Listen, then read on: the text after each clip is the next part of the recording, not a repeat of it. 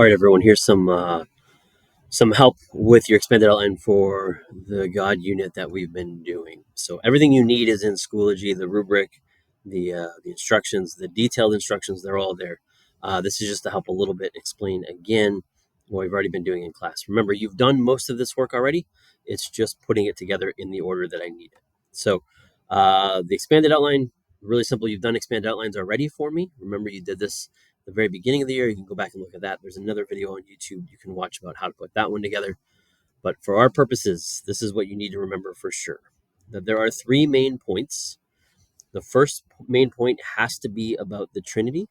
You have to tell me what the textbook Nicene formula, Athanasian formula for the Trinity is in your opening main point there. The second main point has to be an attribute of God. The third main point has to be another attribute of God. Those attributes have to be anything that's not holiness or creator. You can pull any of the other ones that you've used. Now, for each of the three main points, you also have to have three subpoints. And these three subpoints are really ordered and really standard for us. The first subpoint has to be a Bible passage. You have to show me in a Bible passage that it matches the attribute of God that you have, or that it matches the Trinity, depending on which main point you're working on, right?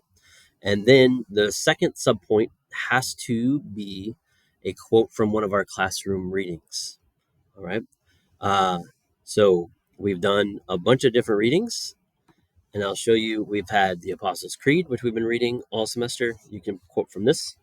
We've also had the Becoming Friends article, right? You can quote from that. We've also had tattoos on the heart. There's a ton of good ones in here, especially if you have specific attributes. And then finally, there's a Surprised by God reading that you will either have gotten in class or will get today in class and is already available online for you.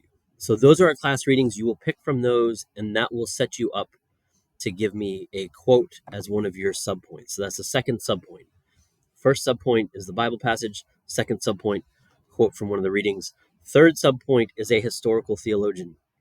The list of historical theologians that we'll take is on the document. It's in all the instructions. You can pull that up and look at it. All you will need to do is take the attribute of God that you have and run it with one of those theologians through Google and see if you can find a quote that ties to what you're doing. All right, that's the bell. That means we're almost done. I'll give you my example one more time. You guys have seen this already. This is what it should end up looking like. This is one of the three main points. This is the first attribute of God point that I have, which is centered around God's holiness, which you can't use because I'm using it now. So holiness, and then my personal definition, which means set apart or other, is one of the definitive attributes of God given to us through Scripture. Note that that is a complete sentence. All right, that's what I need in these main points. Then my first main point, my first subpoint after that main point is from Revelation 4, where it says that God is holy, holy, holy. Then my second one is the reading. That's from Gregory Boyle, which is Tattoos on the Heart. And it says, God who is always greater. And then my third subpoint is the historical theologian. In this case, I picked Aquinas. And that quote is, no name belongs to God in the sense that it belongs to creatures. All right. Aquinas is naming that God is other or holy. All right.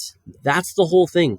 I will highlight again for you that given all of that stuff, you've done all of this work in class, maybe minus the historical theologian.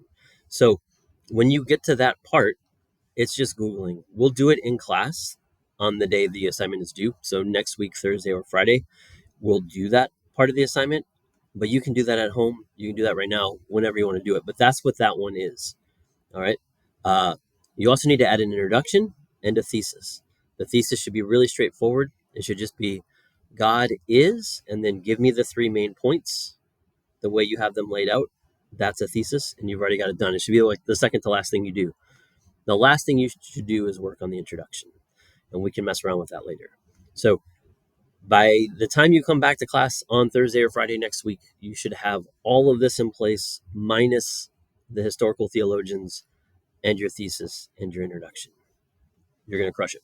All right. I'm looking forward to seeing these. Thanks.